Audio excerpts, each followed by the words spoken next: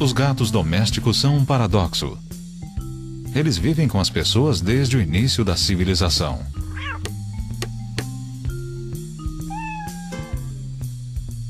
Mas tornaram-se domésticos sem perder a sua felinidade, a sua independência e sua capacidade de viver sem nós. Porém, é óbvio que eles gostam de gente e que muita gente gosta deles. Gatos e pessoas vivem em parceria.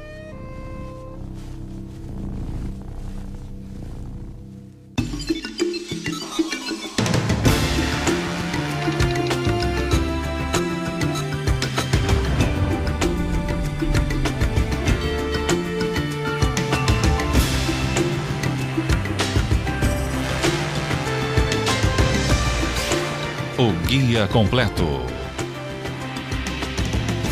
Gatos domésticos. E é uma parceria que pode começar na juventude.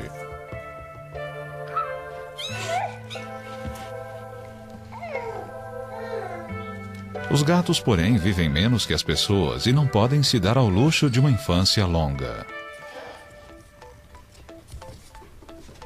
Um bebê de 6 semanas, a mesma idade desses gatinhos, não consegue correr, pular e explorar.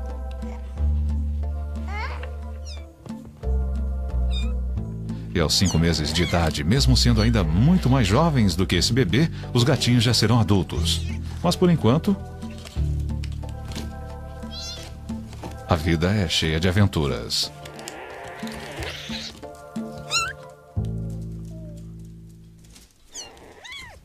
Com apenas 6 semanas, eles já estão desenvolvendo a ampla gama das habilidades felinas. Só falta aperfeiçoar.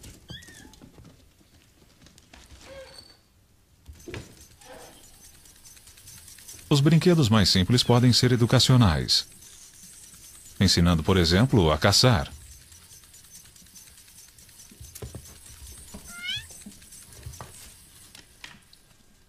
E o que é mais importante para um gato?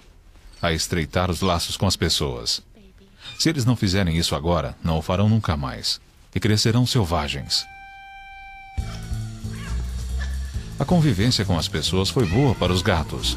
Com o aumento dos seres humanos, aumentaram também os gatos. Hoje existem cerca de 450 milhões de gatos no planeta, o que torna o gato doméstico a espécie felina mais bem-sucedida. E nem por isso eles perderam a sua independência. Gatos vivem tanto no centro do mundo dos homens quanto à sua margem.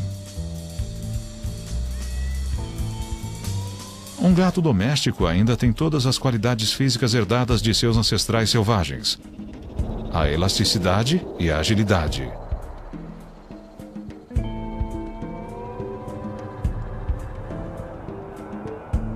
A capacidade de não se ferir quando cai, usando o reflexo de endireitar-se.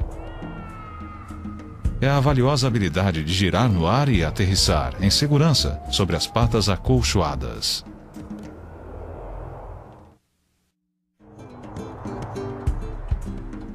Os gatos domésticos, como os gatos selvagens, nunca fazem mais do que o necessário e passam até 18 horas por dia dormindo. Na natureza, a tendência dos gatos é caçar à noite. E os gatos domésticos conservaram os olhos de caçador, olhos que enxergam em luz 6 vezes mais fraca do que os seres humanos conseguem. Os séculos de domesticação não mudaram drasticamente o tamanho dos gatos. Nesse aspecto, quase todos são parecidos.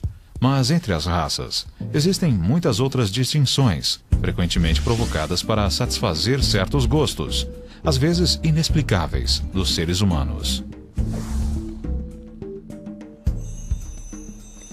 Mas os gatos, ao contrário de quase todos os outros animais domésticos, têm praticamente a mesma aparência e comportamento do meio selvagem.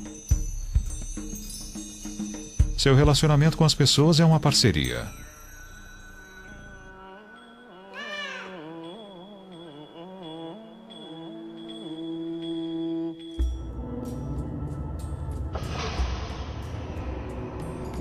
Uma parceria que remonta a quase 4.000 anos, a uma das primeiras civilizações do planeta, o Antigo Egito.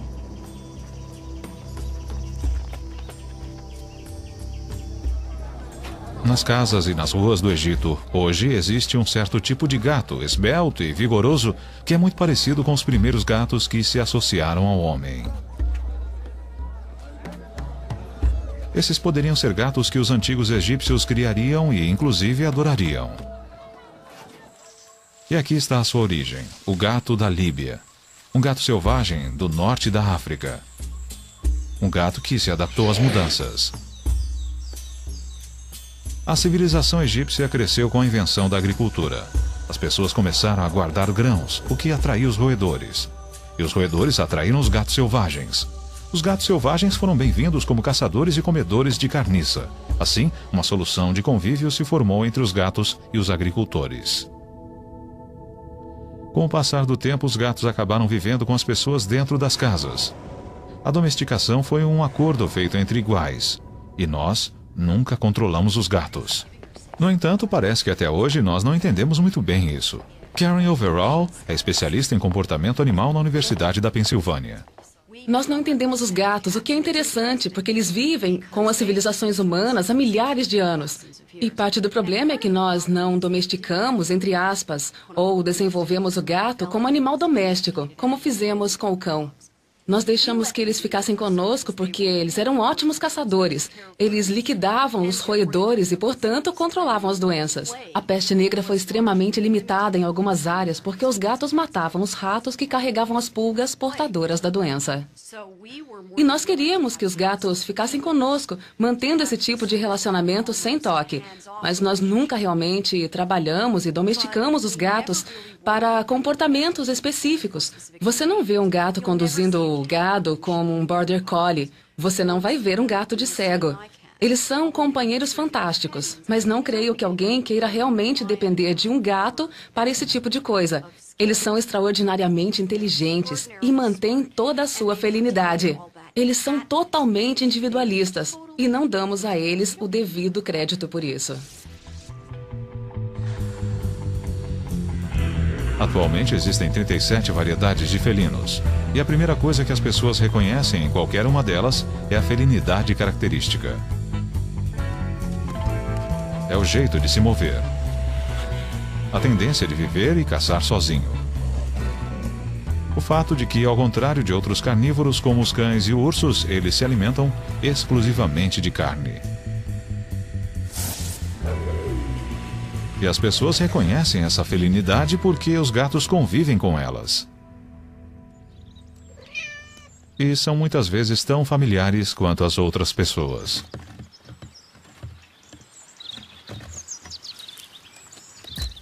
E o que é que faz do gato o animal que ele é? O que lhe dá a sua graça e sinuosidade? A sua excelência como caçador? Começa com a estrutura básica. O esqueleto leve e flexível, porém resistente.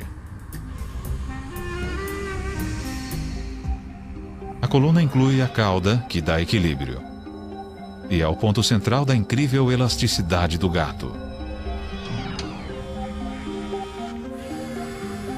Os discos entre as vértebras são mais espessos do que na maioria dos outros animais e as ligações entre os ossos são mais frouxas, aumentando a mobilidade.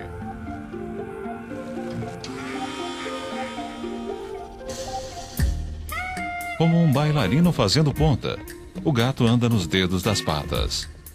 Com isso, o comprimento da perna e o tamanho do passo ficam maiores e o gato ganha velocidade. E é por isso também que, surpreendentemente, essa junta é o tornozelo do gato e o começo da pata. Os ossos da pata são muito longos. E só os dedos fazem contato com o chão, aumentando o impulso e os saltos.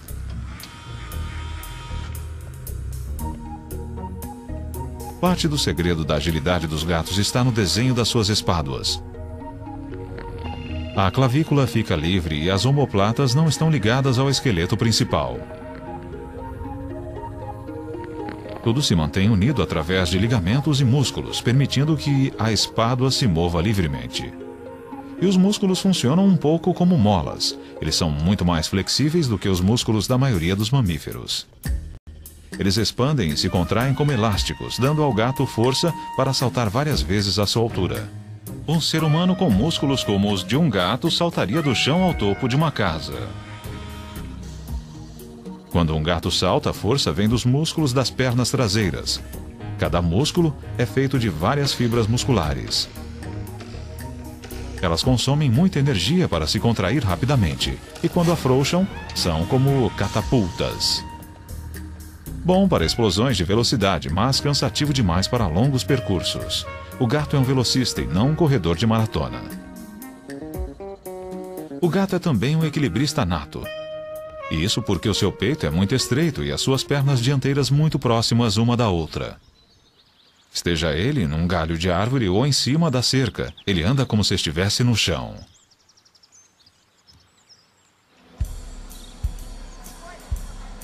Desde que passaram a viver nas casas, os gatos nem sempre podem exercitar os seus talentos. Mas existem maneiras de transformar o interior de uma casa numa réplica surreal do mundo lá fora.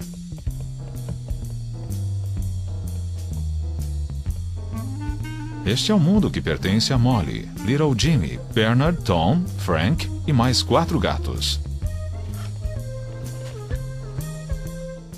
Como a maioria, você começa com 2 gatos. E naquela altura nós achamos que 2 era uma família perfeita. Mas uma coisa literalmente levou a outra e agora nós temos 9. E 9 gatos para nós parece normal. Nós constatamos logo no começo que quando saíamos todo dia para trabalhar, os gatos ficavam na casa. E percebemos que, se posse é 90% da propriedade, a casa na verdade era deles. Então resolvemos facilitar as coisas para os usuários, no caso os gatos. Uma coisa que nós sabemos sobre os gatos é que eles gostam de subir e andar sobre as coisas.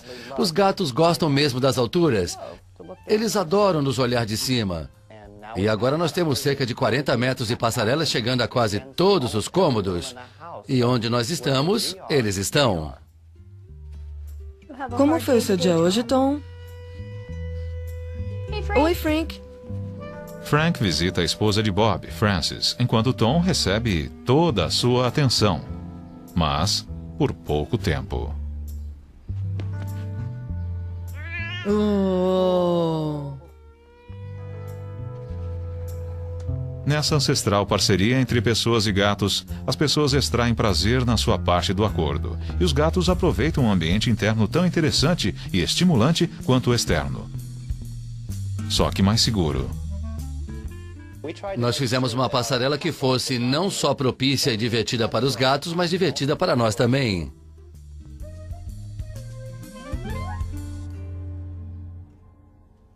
Um outro requisito para a parceria com os gatos foi que esses animais essencialmente solitários aprendessem a viver uns com os outros.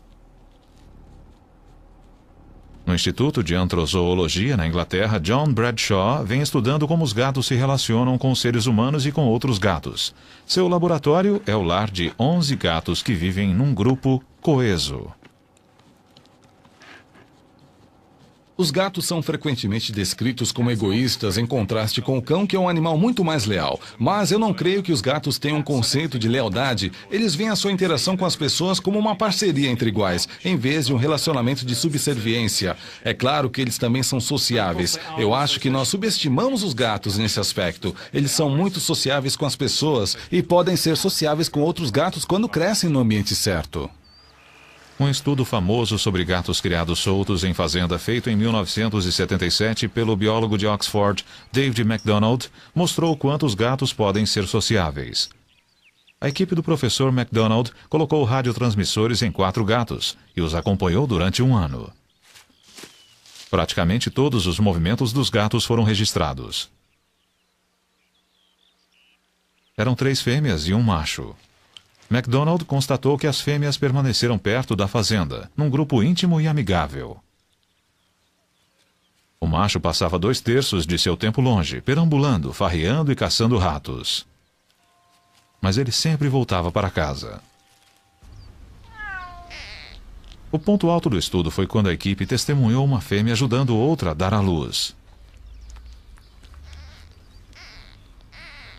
Ela agia como parteira, inclusive na hora de cortar o cordão umbilical. Mais tarde, as duas partilharam um abrigo e cuidaram das crias uma da outra.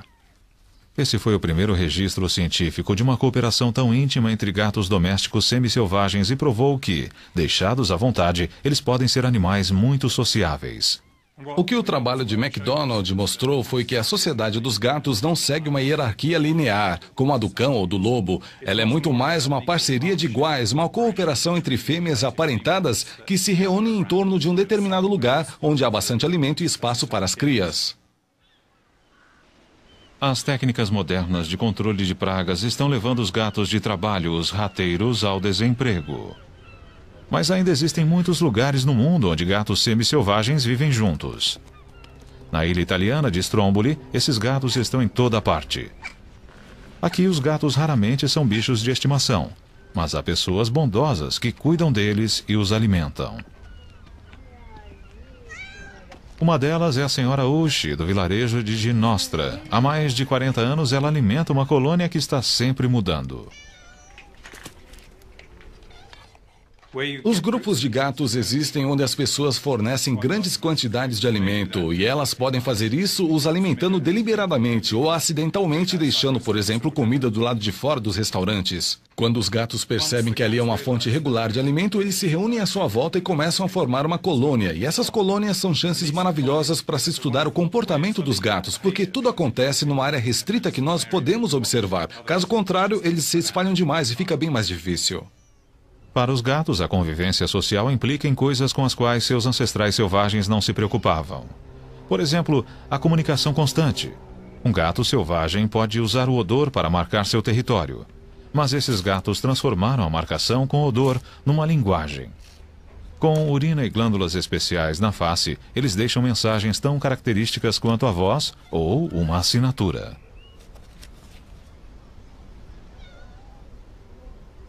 O olfato é altamente desenvolvido nos gatos.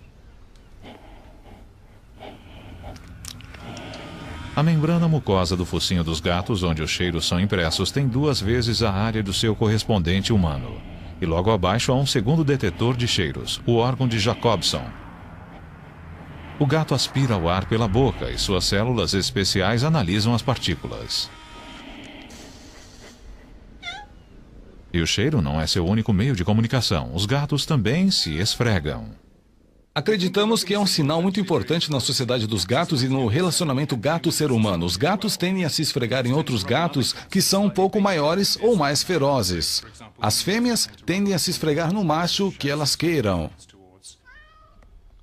Quando se esfregam em nós, eles estão reconhecendo que somos mais fortes. Não superiores, mas um pouco maiores. Eles mostram algum tipo de deferência para reconhecer que somos maiores, mas eles ainda querem ser amigáveis.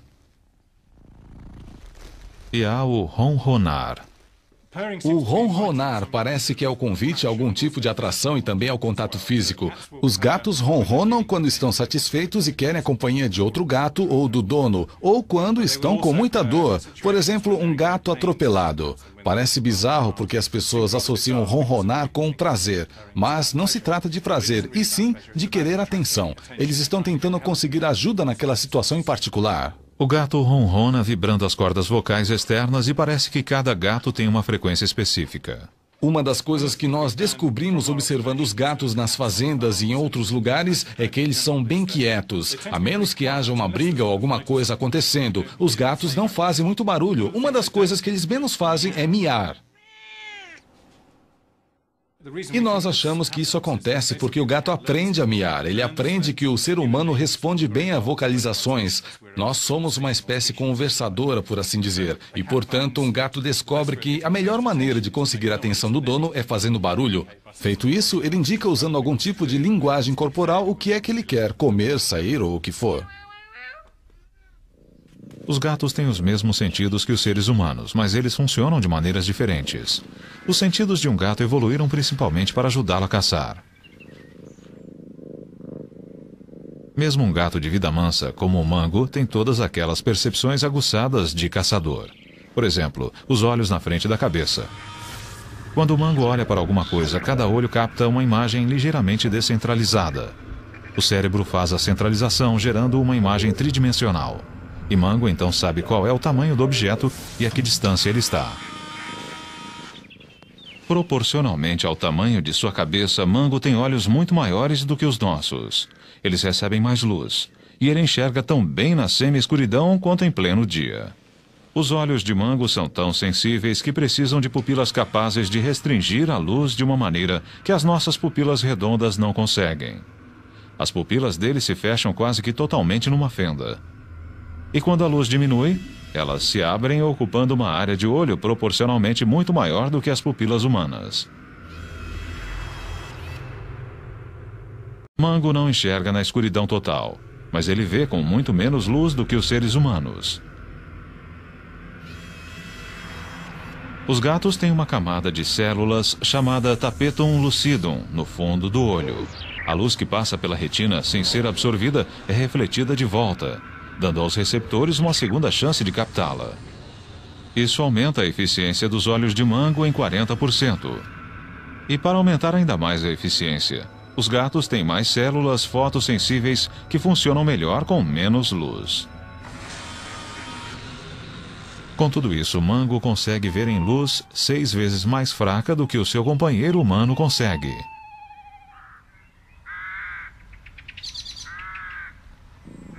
Mas os gatos não são melhores que os humanos em tudo. Mesmo que ele pudesse ser ensinado, Mango jamais conseguiria ler.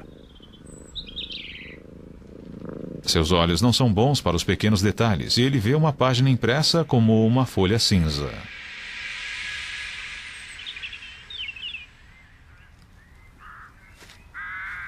Um gato enxerga o mundo mais ou menos como alguém que perdeu os óculos. E o gato também não vê cores muito bem. Os gatos sacrificaram os detalhes e as cores para enxergar melhor à noite. O mundo de cores dos gatos é desbotado. Eles enxergam um pouco de amarelo, de verde e de azul. Mas algumas cores, como o vermelho, eles veem como cinza ou preto. Outra ferramenta de caça importante é a audição. Mango consegue virar as orelhas, além da cabeça. Isso ajuda a localizar um som. Os ouvidos afunilados canalizam e amplificam os sons como um megafone. Os gatos ouvem sons que as pessoas não ouvem. Os sons mais agudos, como os guinchos de um rato.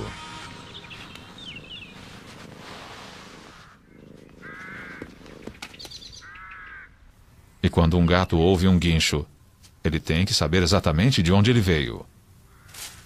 Conforme a intensidade relativa do som em cada ouvido, o gato automaticamente vira a cabeça na direção certa. Os gatos também são muito bons para detectar movimentos, mas quando se aproximam da presa, eles precisam usar o sentido do tato. Esse tipo de jogo dá a Mango a chance de exercitar a rotina de uma caçada. Ele usa até os bigodes para sentir a pena.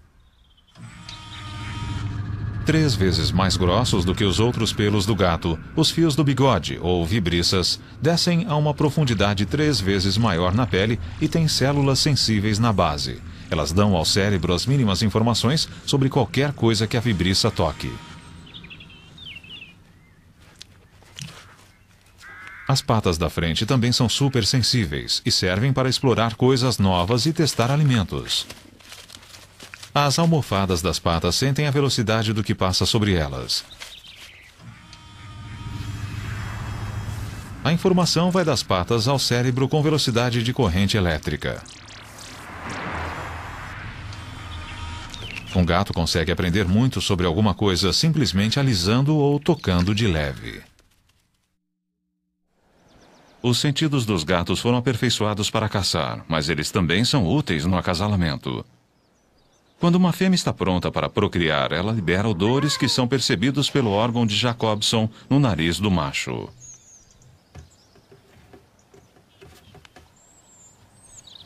Num grupo livre, vários machos tentarão acasalar com a fêmea. Os gatinhos da ninhada podem ter mais de um pai.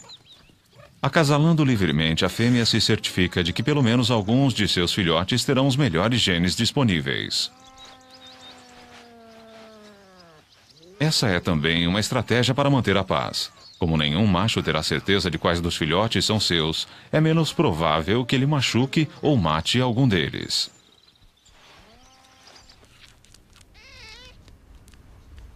Os gatinhos nascem totalmente vulneráveis. Apesar de cobertos de pelos, eles não conseguem regular a própria temperatura. E também são cegos, surdos e incapazes de andar. Mas tudo isso é bom, porque significa que sob nenhuma circunstância eles vão se afastar da mãe e ficar expostos ao perigo. Os gatinhos seguem o cheiro e o calor das tetas da mãe. E mamam até 8 horas por dia.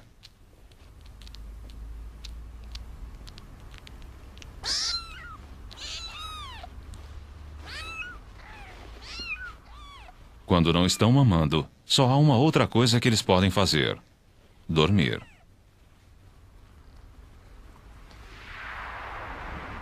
A passagem do nascimento à maturidade pelos padrões humanos é muito rápida, mas para os gatinhos ela deve parecer lenta. Esse tem 10 dias de vida. Ele enxerga um pouco, mas a sua visão ainda está embaçada e vai continuar assim nas próximas 3 semanas. Nessa idade, não é fácil para o gatinho se locomover. Ele caminha devagar e abaixado para manter a estabilidade.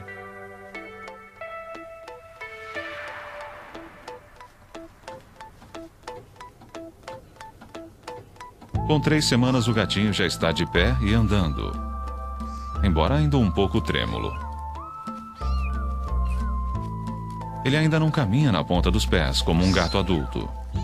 É uma postura que leva algum tempo para ser aperfeiçoada. Mas, ganhando confiança a cada dia, os filhotes demonstram a necessidade crescente de explorar e brincar. Uma semana mais tarde, a brincadeira está mais animada. Já límpida, a visão é melhor e os gatinhos começam a usar a cauda para ganhar equilíbrio. Com 5 semanas, o gatinho começa a controlar a maior parte das coisas que fazem dele um gato. Seu andar já é mais como o de um gato. Sua audição direcional começa a funcionar. E a visão melhora a cada dia.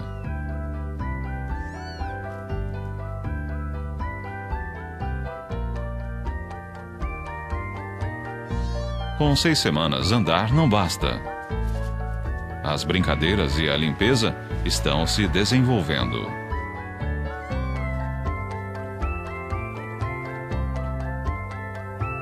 Com 8 semanas de idade, apenas 2 meses depois de nascer, esse é um gato jovem, porém completo.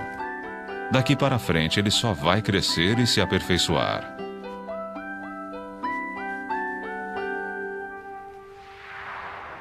O padrão de desenvolvimento é praticamente o mesmo para todos os tipos de felinos. Mas os gatos domésticos têm mais um aprendizado importante.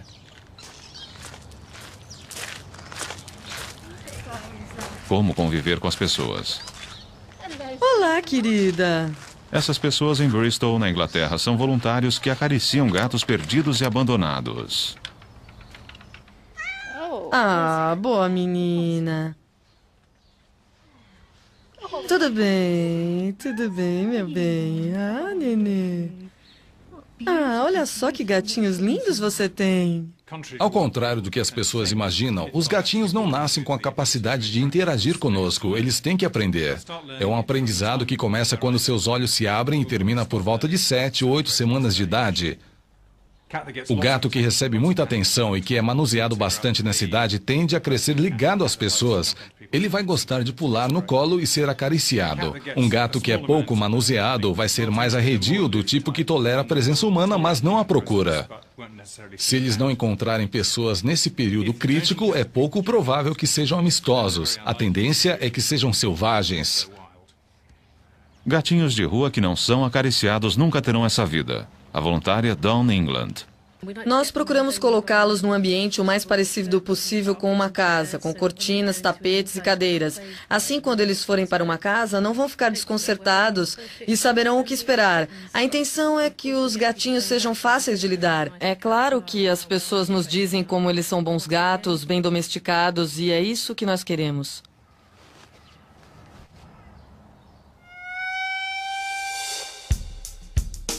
Tecnicamente, os gatos domésticos e os selvagens são da mesma espécie. As duas principais diferenças são as habilidades sociais do gato doméstico, com as pessoas e com outros gatos, e a sua cor.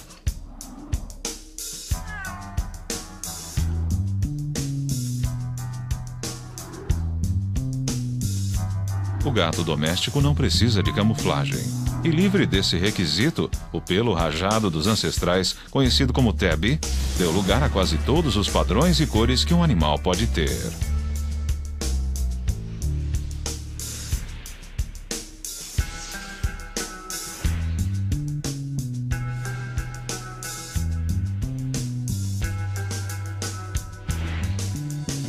O preto foi a primeira cor nova.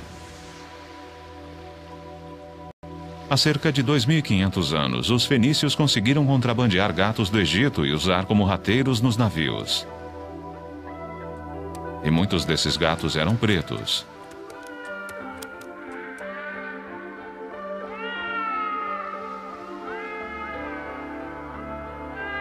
Negociando pelo Mediterrâneo, os fenícios montaram colônias em vários lugares,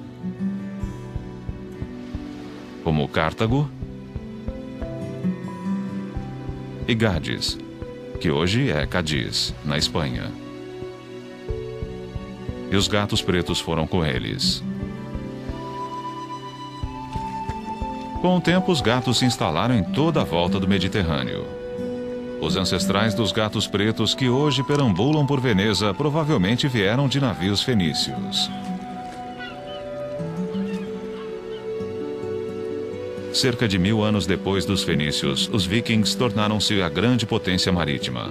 Seus navios também tinham gatos, mas eles preferiam red tabbies, de listras avermelhadas.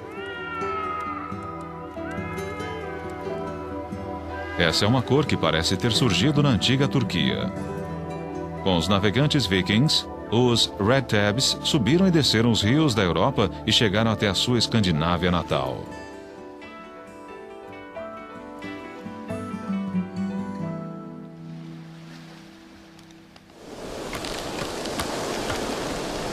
Foi nos navios que os gatos de todas as cores espalharam-se pelo mundo.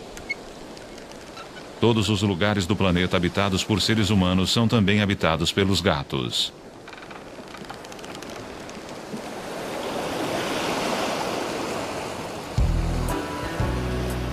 E onde os gatos foram à Terra, sua vida misturou-se à nossa. Esta é Miami, na Flórida, a sede de uma das exposições de gatos mais chiques dos Estados Unidos. Esses não são gatos domésticos criados ao acaso. São gatos de raça, concorrentes caros, trazidos aqui para ganhar prestígio e prêmios para os donos.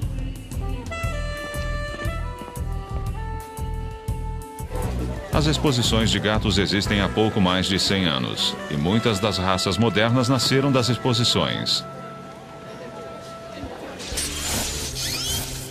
Muitos tipos de gatos são variações de tipos que se desenvolveram naturalmente em certas regiões. Um gato de Chartreuse, ligado aos cruzados e aos monges cartuchos da França.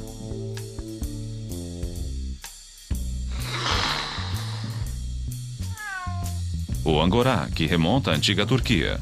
De lá para cá ele mudou pouco e deu origem ao peludo gato persa.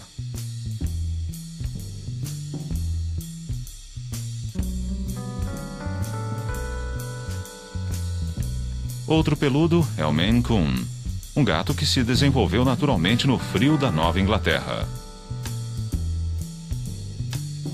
O gato abissínio é uma variedade antiga. Até hoje, esses animais elegantes têm o visual dos primeiros gatos que se associaram ao homem.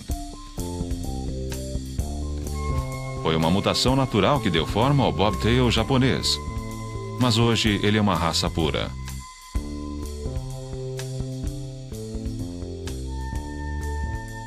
O Ossecat machetado parece um gato selvagem, mas ele foi criado para ter essa aparência.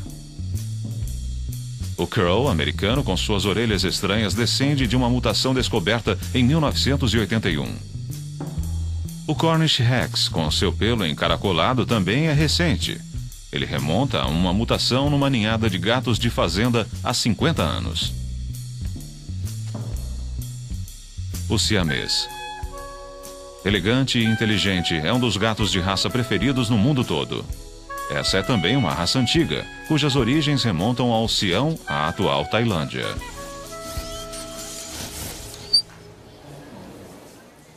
Um dos gatos mais divertidos que eu tive o prazer de tratar neste fim de semana foi esta Tabby Marrom.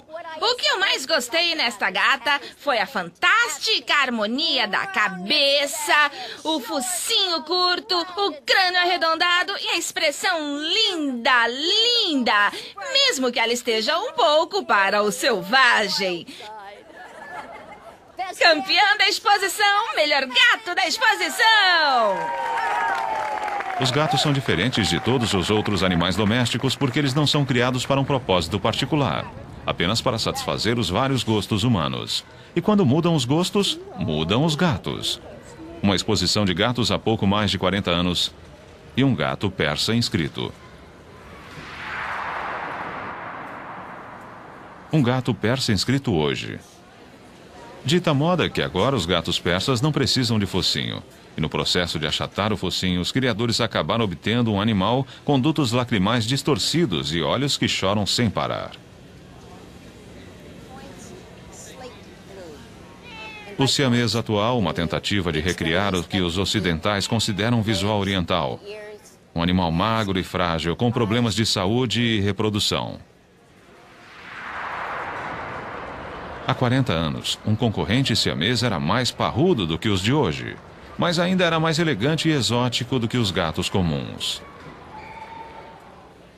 Outras variações modernas do siamês. A face não é mais redonda, é triangular. E eis o triunfo da arte dos criadores. O Sphinx, um gato sem pelos. Mas esses são os aristocratas no mundo dos gatos. Longe da aristocracia felina de Miami existem gatos assim. Gatos de rua.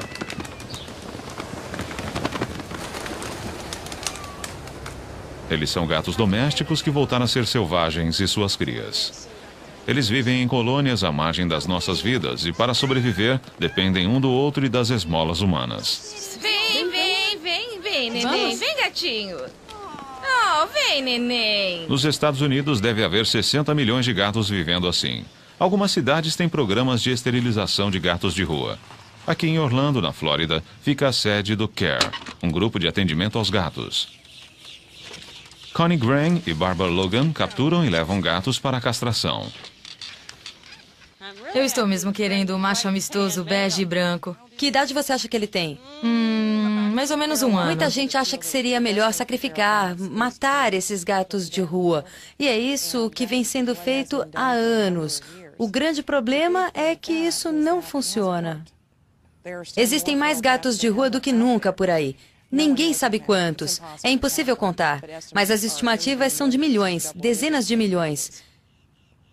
Esses gatos eram os bichos de estimação de alguém. E as pessoas se mudaram e os deixaram para trás, não quiseram mais. Se cansaram deles e os jogaram em algum lugar. E os gatos que não foram castrados ou esterilizados acabam encontrando outros gatos também férteis e começam a procriar. E o que começa com 1, 2 gatos, de repente é uma colônia de 20, 40. Numa área em que foram postas armadilhas para o nosso programa, foram pegos mais de 80 gatos, numa única área, o que é incrível. Em teoria, uma gata pode gerar milhares de descendentes. É claro que causas naturais impedem que isso aconteça, mas para todos seria melhor que as gatas de rua não procriassem nunca. Os gatos nem sempre são animais fáceis de se apanhar. Mas em Orlando, em todo o condado de Orange, organizações como a CARE apanham quantos puderem. Sempre com reforço por perto e sempre preparados para não estressar o animal. Na clínica de esterilização chegam gatos de todos os cantos da cidade. Até filhotes. Espera-se que eles logo encontrem um lar amoroso. É quase como uma linha de montagem. Os gatos são anestesiados, preparados e levados para serem castrados. É eficiente e indolor.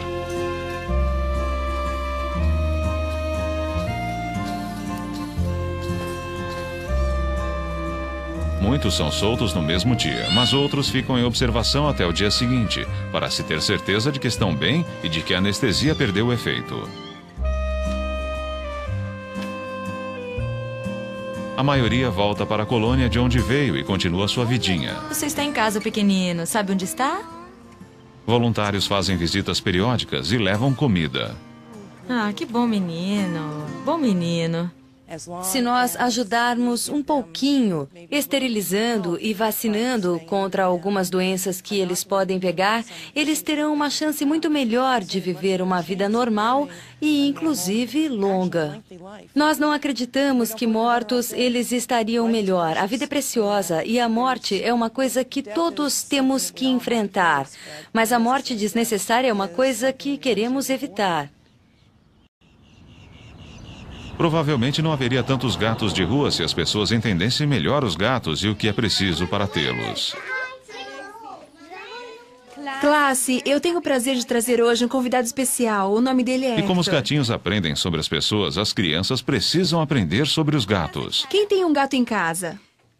Ótimo, Roberto e Alexis têm gatos em casa. Como é o nome do seu, Roberto? Chico. Alexis, qual é o nome do seu gato? Fluffy. Fluffy.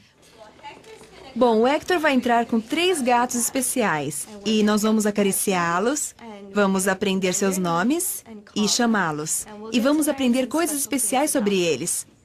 Prontos? Pronto! Ótimo!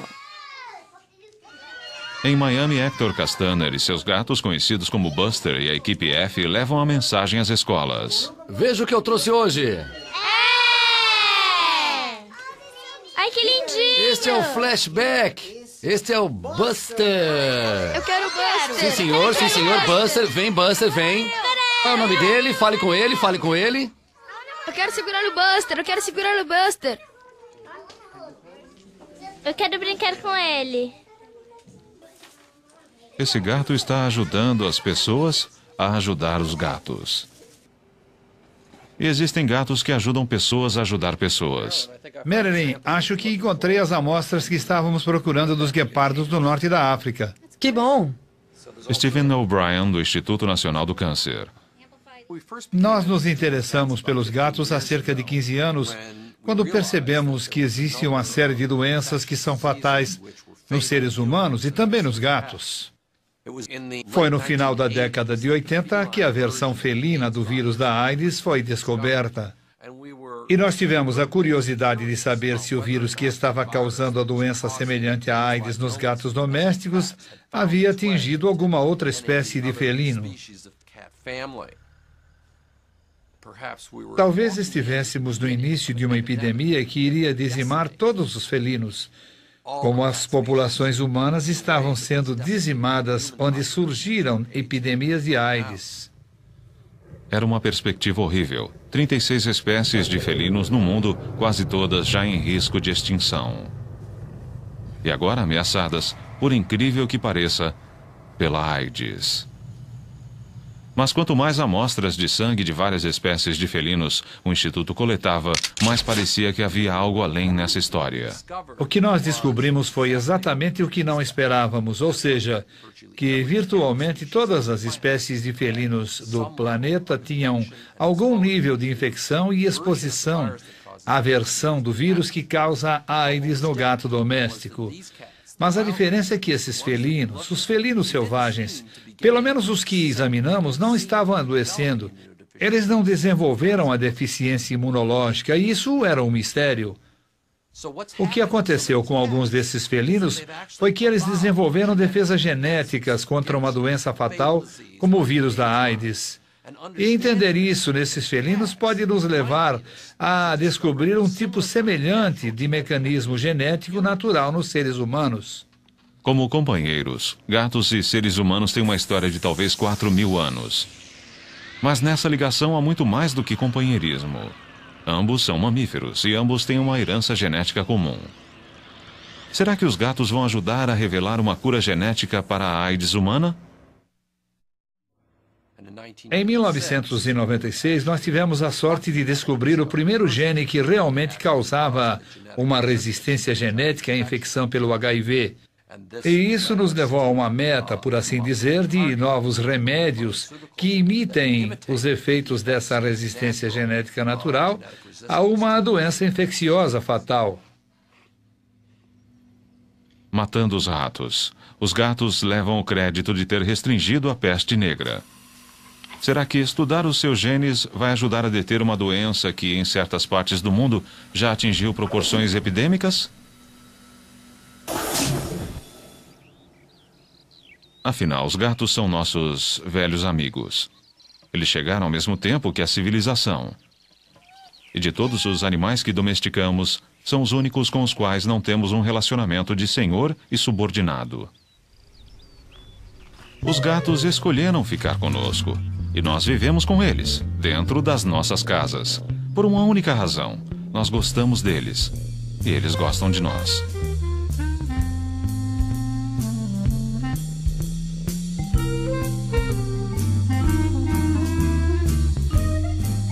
Versão brasileira DPN Santos.